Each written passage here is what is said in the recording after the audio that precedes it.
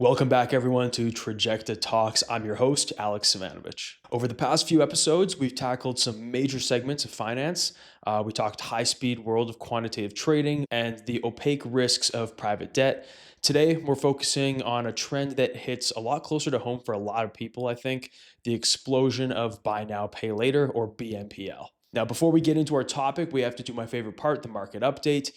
As the earnings season begins its taper, overall news flow has been significantly quieter, allowing the market to digest the torrent of recent data. However, the themes of high valuations, tons of volatility, and the relentless pressure on AI stocks specifically, and today, Thursday, pressure everywhere, front and center, defined by a simple truth. The premium for future AI growth is getting a little bit softer. So the past 72 hours have provided stark proof that investors are now punishing even minor imperfections and demanding flawless execution from high-flying AI stocks, confirming the softening narrative that we've been discussing not only on the podcast, but on our TikTok channel as well. So the AI cloud services firm CoreWeave, or ticker symbol CRWV, saw its stock close down over 15% yesterday. That was Tuesday, sorry, following its latest earnings report. The dramatic sell-off was triggered by a cut in the company's near-term full-year revenue and capital expenditure guidance. Crucially, the cut was not due to flagging customer demand. Instead, management cited a supply-side timing issue, a delay from a single third-party data center developer in delivering a crucial physical shell for GPU installation. While this is a temporary hiccup, the market reaction illustrates the severe fragility of the AI premium. Investors are unwilling to tolerate any operational delay, even as the company's contractual revenue backlog soared to an astronomical $55.5 billion, confirming monumental long-term demand. The punishment here shows the market is prioritizing near-term results over long-term fundamentals. And even today, now it's Thursday, it's been, I think, 2 or 3 days since the CoreWeave report, stock is still selling off. The subtle market reaction to AMD's Analyst Day on Monday further reinforced this cautious environment. So CEO Lisa Su and her team presented what many would call crazy numbers, including raising their forecast for the entire AI GPU market size to $600 billion by 2028, up from a prior $500 billion estimate I think they had before. Yet, despite setting a new market goal and outlining aggressive roadmaps for their Instinct MI series to challenge NVIDIA, the stock traded choppily throughout the day. The lack of a decisive upward move, a typical reaction for such positive long-term news, especially as we've seen in the last few months, something like this would usually send a stock flying, signals that investors believe the stock's current lofty valuation already prices in most of this future success. This is definitive evidence that the AI trade is indeed softening, where high conviction requires more than just bold long-term forecasts. It requires tangible, flawless, and immediate execution. So let's shift focus from market price action to investment scale. A massive announcement from the weekend underscores the existential commitment of big tech to AI dominance. Meta Platforms, CEO's Mark Zuckerberg, over the weekend announced a staggering $600 billion investment commitment in the US infrastructure and job creation over the coming years, primarily aimed at expanding its AI data center capacity.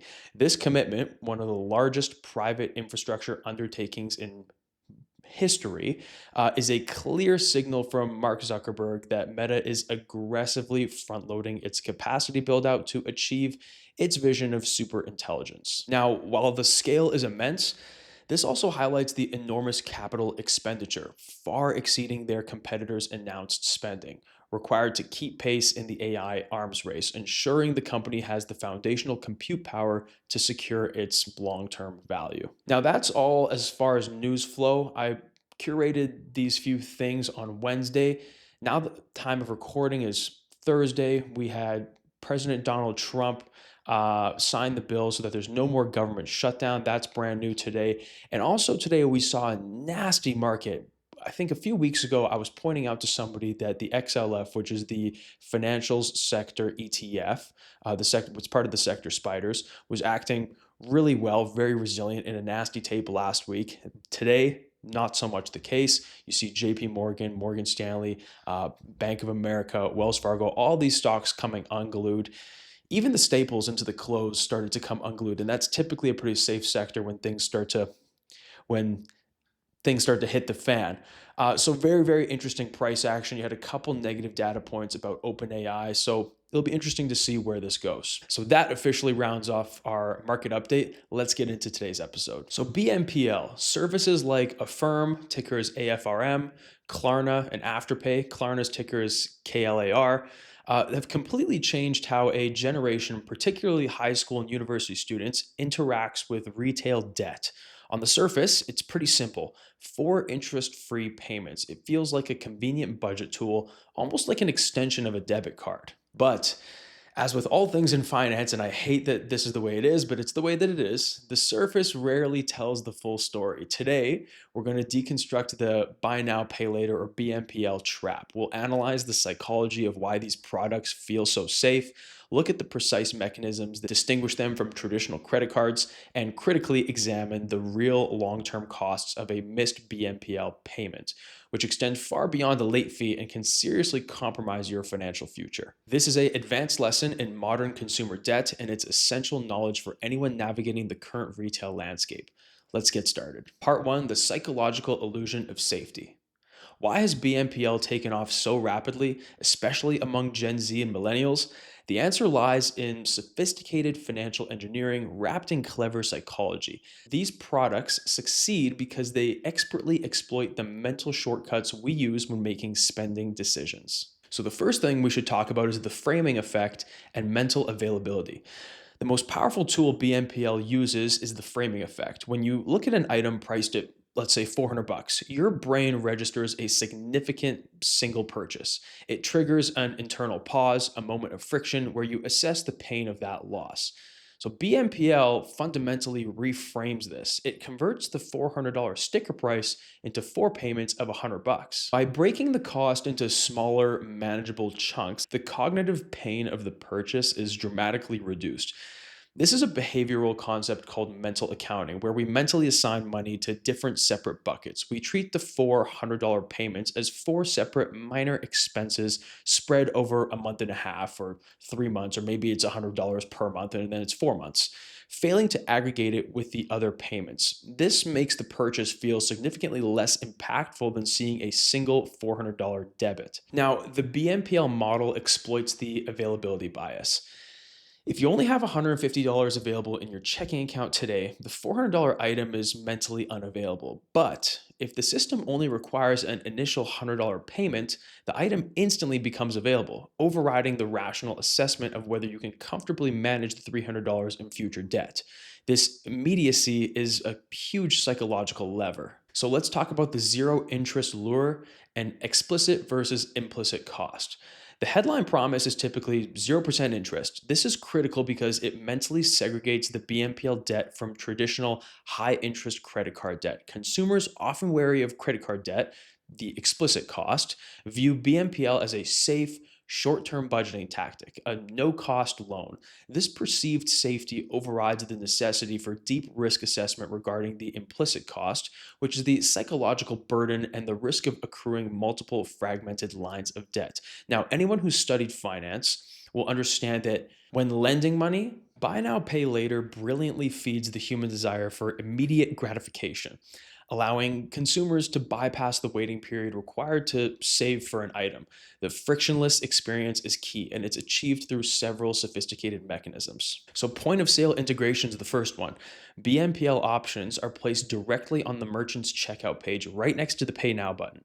It's an instantaneous financial decision, making it an emotional choice rather than a rational one. The service is integrated so seamlessly that there's almost no time lag for the consumer to pause and consider the total debt being accrued across multiple BNPL transactions. This reduction of friction is intentional, preventing the cognitive cooling off period that often results in cart abandonment. So unlike a traditional credit card application, which is lengthy and requires a hard credit pull, BNPL often requires only a soft credit check, or none at all sometimes, and is approved instantly. This ease of use makes it feel less like applying for debt and more like a simple payment processing option. Furthermore, the quick approval often triggers the anchoring effect. The user is anchored to the low initial payment of $100 and the promise of the full item, while the subsequent repayments recede into the future. The positive emotional feedback of the instant purchase further strengthens the illusion that the entire transaction carries minimal financial consequence. Finally, BNPL increases the perceived transaction utility of the purchase. Transaction utility is the pleasure derived from the perceived deal. Because the consumer feels like they're getting an interest free loan and immediate access, the utility of the item itself is enhanced, actually, making them more likely to finalize the purchase than if they had to pay the full sticker price upfront. While buy now, pay later might look and feel like a credit card, the financial mechanics, the risk profile, and the entities involved are fundamentally different. Understanding these differences is crucial for navigating modern debt. So, the fundamental difference lies in who actually pays the interest. A traditional credit card issuer makes the bulk of its revenue from you, the consumer, primarily through high annual percentage rates, or APRs. Interest charges, often 18 to 25%. Some of them now I've seen 33%, especially when you carry a balance month to month. The BNPL revenue model flips this entirely. The BNPL provider makes the bulk of its profit from the merchant, the store where you bought the goods. The merchant willingly pays a high transaction fee, often 4 to 8%, sometimes even as high as 10% of the purchase price to the BNPL provider because it drastically increases sales and conversion rates. This merchant funded model is the reason why the loan can be advertised as 0% interest to the consumer, but it also means the BNPL company is highly incentivized to approve as many transactions as possible. Sounds sort of familiar. And when I say that, I'm referring to the great financial crisis. I think Charlie Munger said, "Show me the incentive and I'll show you the outcome." The loan structure is where the two products diverge most dramatically, leading to completely different risk profiles for the borrower. A traditional credit card is revolving credit. Think of it as an open-ended line of credit with an indefinite term. The consumer has flexibility, but this flexibility is a major psychological trap.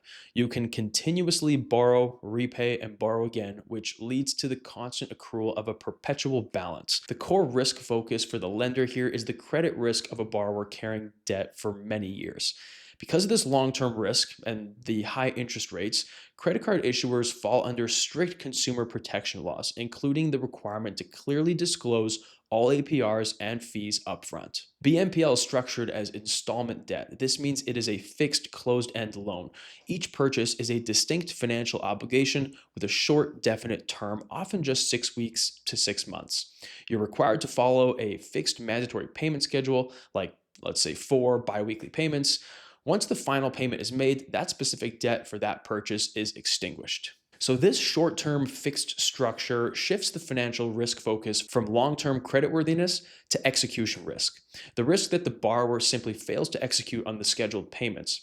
This fixed end date is a key psychological draw, helping the consumer feel more in control. Critically, because buy now, pay later loans are typically short term, they often fall into a regulatory gray area, avoiding the same stringent disclosure rules and consumer protection measures that govern revolving credit cards. So, traditional credit card issuers perform rigorous integrated credit checks and manage a single centralized debt portfolio for each consumer. This gives them a clear, full view of your liabilities through the major credit bureaus. BNPL underwriting is often fragmented and transaction based.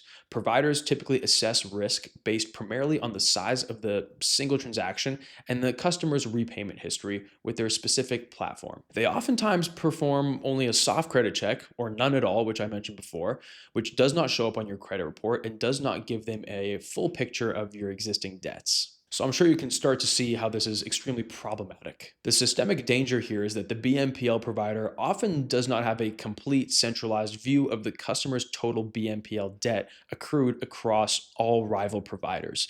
A consumer can seamlessly take out 5 concurrent loans from 5 different BNPL companies, quickly accruing significant unmonitored debt that far exceeds their monthly repayment capacity. This debt is hidden from the credit reporting system until it becomes severely delinquent, meaning a user can quietly over leverage themselves across multiple short term loans.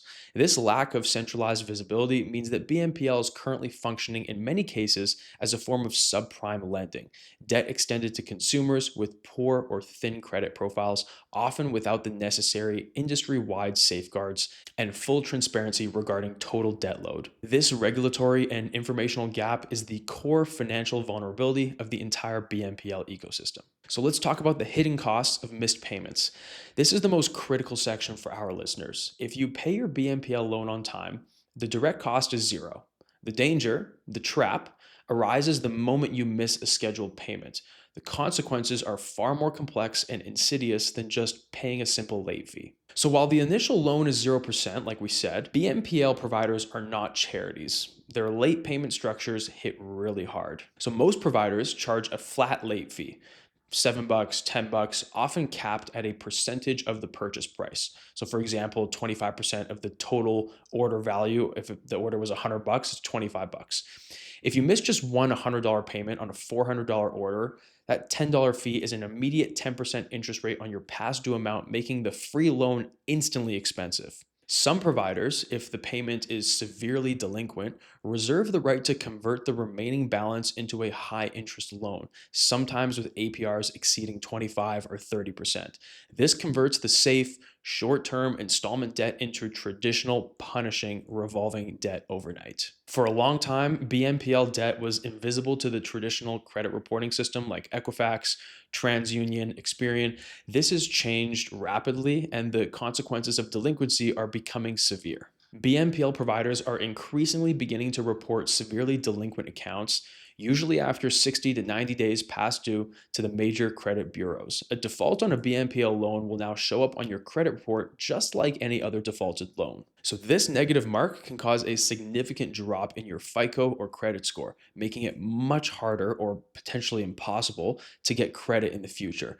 This is the long-term trap. A missed payment on a $150 shirt today can prevent you from getting a favorable interest rate on a mortgage or car loan 5 years from now. Your short term convenience becomes a long term liability. Even non delinquent BNPL payments might be noticed by mortgage lenders who are becoming more savvy about monitoring these micro debts. Lenders calculate your debt to income ratio to determine loan affordability. If a potential homebuyer has 5 active BNPL loans, the lender will factor those required monthly payments into the DTI calculation, which could push the ratio too high and lead to a mortgage application rejection. Now, if we go beyond the formal credit bureaus, BNPL companies manage a more localized internal risk assessment, a kind of social credit score with their own platform. If you miss a payment or have a record of poor execution on one BNPL purchase, you are immediately blacklisted from using that service for all future purchases. You lose the perceived convenience and access. As the BNPL market consolidates, sharing repayment data among rival providers is becoming common. A bad mark with one provider can quickly lead to exclusion from the ecosystem, severely limiting your future payment options at thousands of online retailers. So let's talk about some strategies for safe BNPL use. BNPL is not inherently evil, but it is a financial tool that must be approached with discipline. Here are the advanced strategies for safe usage. So we want you to treat every BNPL purchase as a line item of debt in your monthly budget. Do not rely on email reminders. Put the payment dates directly into your calendar or a dedicated budgeting app so you have a single aggregated view of all your liabilities. Restrict your BNPL use to items you need and could already afford today. Never use it to purchase items you are struggling to afford or to fund speculative purchases. BNPL should be a convenience tool for cash flow management, not a purchasing enabler. Make sure you're always auditing your total liabilities. Before making a new BNPL purchase, aggregate your total outstanding BNPL debt across all services. Ask yourself, if I miss all of these payments this month, what is the maximum financial and credit risk that I face? The rise of buy now, pay later is a perfect case study in modern financial innovation. It's a powerful retail tool, but it's also a deceptive form of debt. It operates in the psychological space between a debit card and a loan, creating an illusion of safety that masks profound long-term credit risks. So, the lesson here is the same as with all advanced finance. Discipline is everything. You must look past the 0% interest headline and manage the fragmented nature of this debt aggressively.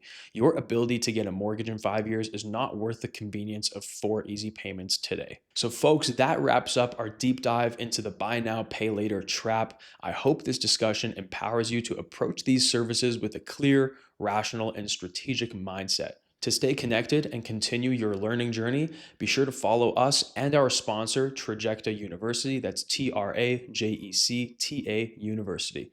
You can find us on Instagram, TikTok, LinkedIn, and Facebook by searching for Trajecta University. Also, check out our YouTube channel at Trajecta_Talks, where you can watch this episode and find a ton of other great content. All the links are in the show notes down below for you. So make sure you join me next time as we continue our conversation about building your financial future. Until then, keep learning, keep investing in yourself, and keep building your future. I hope you have a fantastic Friday. Take care, and I'll see you next week. The content of this podcast is provided for informational and educational purposes only and should not be construed as financial, investment, legal, or tax advice. The views and opinions expressed by the host and any guests are solely their own and do not reflect the views of any employer, firm, or affiliated institution. Any examples or strategies discussed are general in nature and may not be appropriate for your personal circumstances. Always consult a licensed financial advisor or other qualified professional before making any financial decisions. The host and production team assume no liability for any loss or damage resulting from reliance on the information provided in this podcast.